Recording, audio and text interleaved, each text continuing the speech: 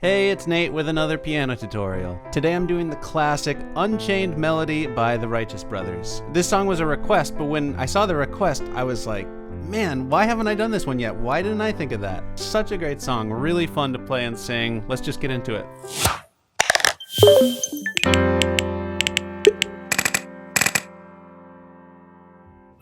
Okay, so let's start with the verse, and I recommend getting the chords and lyrics chart. I put a link down in the description, and that will help you follow along and see where the chords line up with the different words you sing. Here's the chord progression for the verse. All these chords are just white keys. They're all shaped the same way. I'm going to start by teaching you just the chords themselves. So if you're going to just play a simple version of blocking out the chords, that'll work. And then after that, we can add in the arpeggio that you hear on the recording. So for the C major chord, that's just C, E, and G. Next, we've got an A minor chord, same exact shape, A, C, and E. Moving that down to F, F, A, and C, and then moving that up one to G, G, B, and D, and then the rest of the verse is just those chords again in a slightly different order. For the left hand, we're just going to be doing single bass notes, so we're just going to play the note that the chord is named after down low to give it some power. So when we're playing C, we can do a C with our thumb here. When we're doing the A minor, we'll do that with our middle finger, third finger. F, you can use your pinky, and G, you can use your fourth finger. So it's pretty convenient. You don't have to move your hand around at all. It just kind of stays in that 5-finger position. Now, this song is in 6/8 time. That means that for every single measure, we're feeling 1, 2, 3, 4, 5, 6, 1, 2, 3, 4, 5, 6. That'll be especially important in a minute when we start doing the arpeggio notes. And every chord in the verse lasts for 2 measures, so 2 times through counting to 6, except for that final G, which lasts for 4 measures. So you'll be thinking 1, 2, 3, 4, 5, 6, 1, 2, 3, 4, 5, 6, 1, 2, 3, 4, 5, 6, 1, 2. With the singing, it'll feel like, whoa, my love, my darling. I've hungered for your touch a long, lonely time. 2 more. 3, 4, 5, 6, 4. And time. And then it goes around. It's another verse. Same exact thing, just different words. On the chord chart, you'll notice it says G twice. That's because it's twice as long as every other chord that I wrote down. Let's add in the arpeggio. Now, if you're not quite ready for that and you want to just keep on learning the different parts, you can skip ahead to the chorus section. So arpeggio just means broken chord. It's when you take the notes that are usually heard together in a chord and break them up into some sort of rhythmic pattern. And the arpeggio for this song is going to work the same way for all the different chords. Let's just think about it with a C major chord. So we have C, E, and G. We're also going to add a high octave C. So C, C, and then the rest of the chord here. And that means that we're going to have to kind of spread out our hand a little bit. Instead of using our 1st, 3rd, and 5th fingers in the right hand, we're going to use our 1st, 2nd, 3rd, and 5th finger there, like that. If you have trouble making that stretch, don't worry, because again, we're not going to have to play all those notes at the same time. And the way it works is you start at the bottom, climb up to the top, and right back down. C, E, G, C, E, G, and then it would loop around again. C, E, G, C, E, G, C, E, G, C, E, G. I'm holding down the sustain pedal so that all kind of rings together and sounds really lush and pretty. A really key technique thing here is to be a little bit loose with your wrist. Again, if that's a big stretch, you can kind of, as you go, pivot your wrist to almost reach in to either end of that arpeggio. So just loop that a little bit, get comfortable with the mechanics of it. And notice how conveniently it's 1, 2, 3, 4, 5, 6, 1, 2, 3, 4, 5, 6. I'm going to bring the left hand back in, and then I'm going to start doing the chord changes with it, but take as much time you need just getting the hang of that arpeggio pattern just on the C. Final piece of advice here is once I start doing these chord changes, I'm going to have to do little lifts on the sustain pedal. That way we don't get too many notes ringing out together and making it sound muddy. If you'd like some instruction on how to coordinate those lifts, I made a video all about sustain pedal technique. Whoa, my love, my darling, I've hungered for your touch a long, lonely time. For the third and fourth measures here, I'm going to hit octave Gs down there just so it sounds a little dramatic. Back to single bass notes. And time goes by so slowly, and time can do so much. Are you still mine? I'm gonna do those octaves again.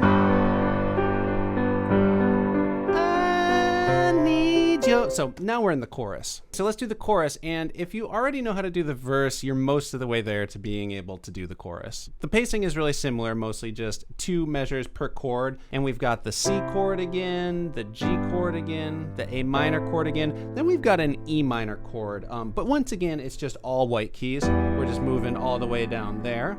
Then we've got the F again, the G chord, back to C, and then we've got this C7 chord before it transitions into the bridge. And that's going to be the same 3 notes as the C major chord, but we're going to add a B flat again to give it that kind of bluesy dominant 7 sound. You'll want to do 1, 2, 3, and 5 for the fingers for that chord, whether you're just blocking out the chord or doing the arpeggio.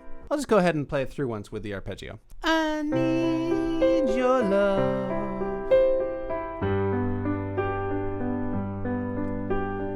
I need your love. God, speed your love to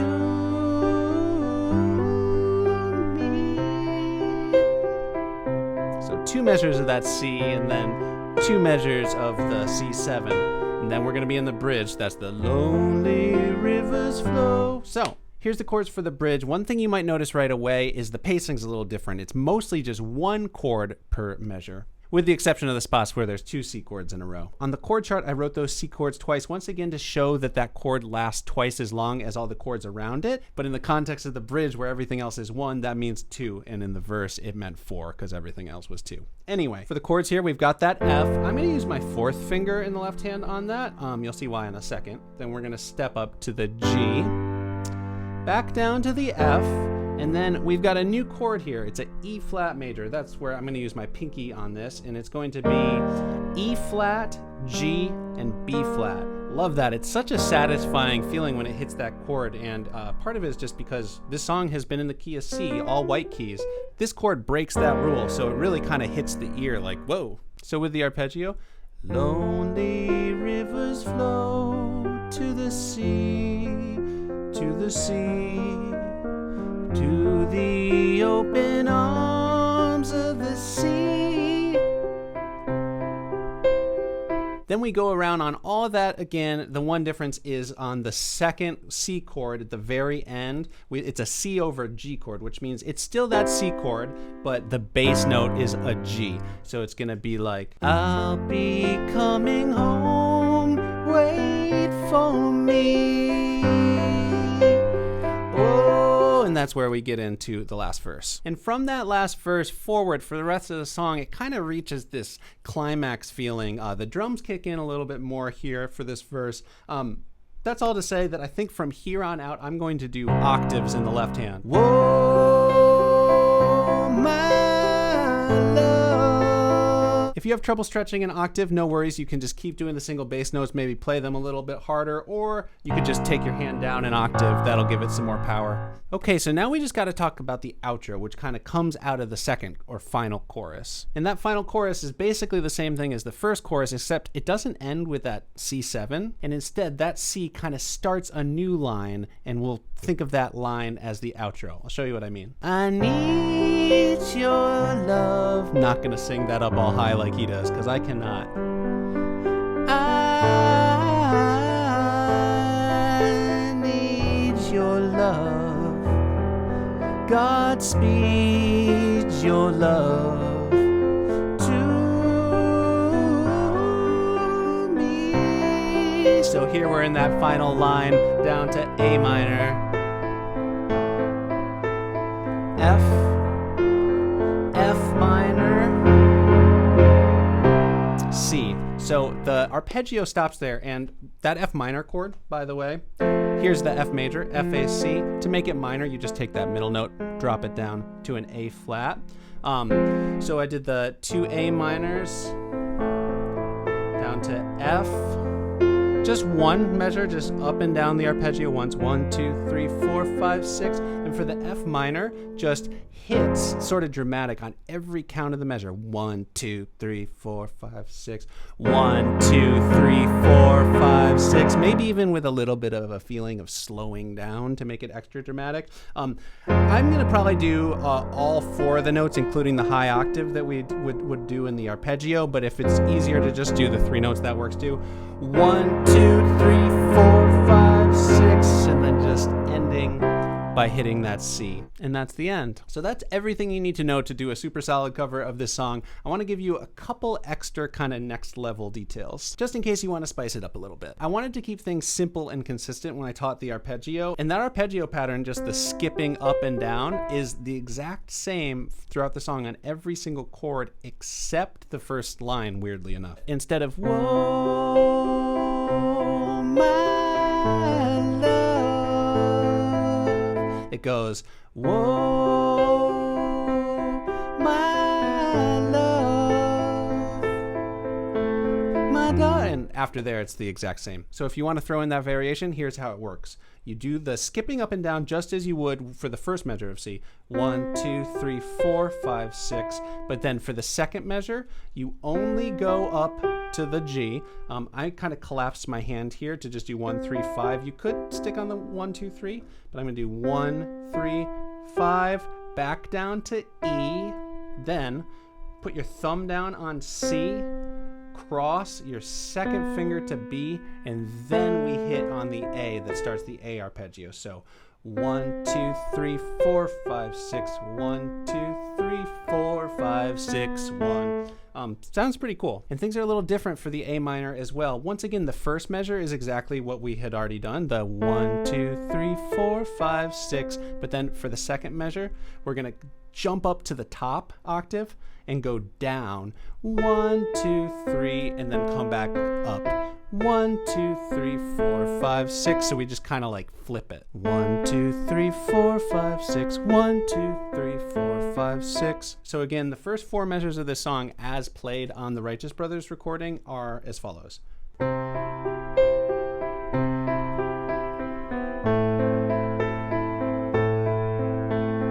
And as soon as you hit the F, it just goes back to that main pattern and does that for the rest of the song. One other detail you could play around with is having the left hand do the rhythm that the bass does on the recording, which is like...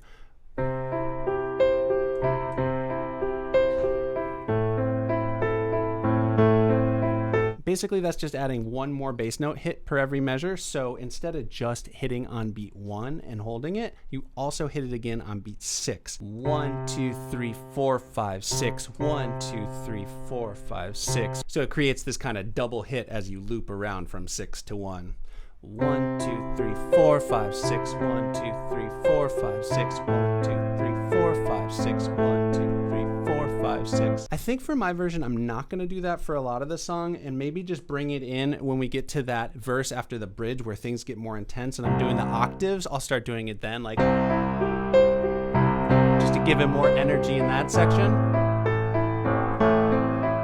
Final thing I'll add is throughout the recording, sometimes when it's going from a G at the end of a line back up to a C, there'll be a little walk up like 1, 2, 3, 4, 5, 6, 1, 2, 3, 4, 5, 6, 1. Just stepping up from the G to A, B, C on 1, 2, 3, 4, 5, 6. So 5 on A, 6 on B, and up there. You could even do 4 on that. So like 1, 2, 3, 4, 5, 6, down. For my version, I'm just going to feel it out. If I do it, I'll probably do it in the energetic section with the octaves, and only if it occurs to me in the moment. All right, thank you for sticking with it. I'm going to do a full cover now so you can see how all the parts that we just learned fit together in a complete version of the song. And the vocal performance on this recording is so amazing and fun. He just leaps all over the place. I'm going to do my best to have fun with it without just totally butchering it, because I do not have nearly as good of a singing voice. If you're not already subscribed, please do, and hit that bell so you know when I come out with new videos like this. Also, if you enjoyed learning about this arpeggio and you want to go deeper on different kinds of arpeggios and all different tricks for decorating chords and chord progressions, check out my course, Piano Chord Breakthroughs. With all that said, here's my version of Unchained Melody. Whoa, my love, my darling, I've hungered for your touch, a long, lonely time,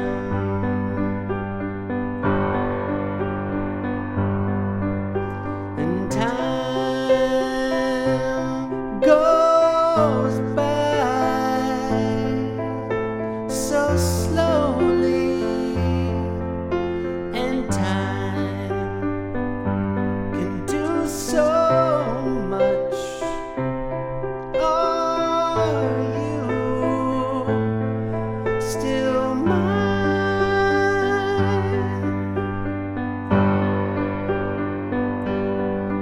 I need your love.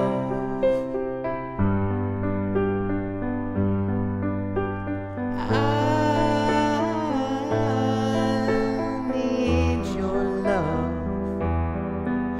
God speed your love to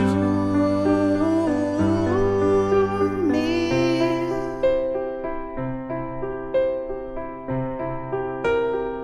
Lonely rivers flow to the sea, to the sea.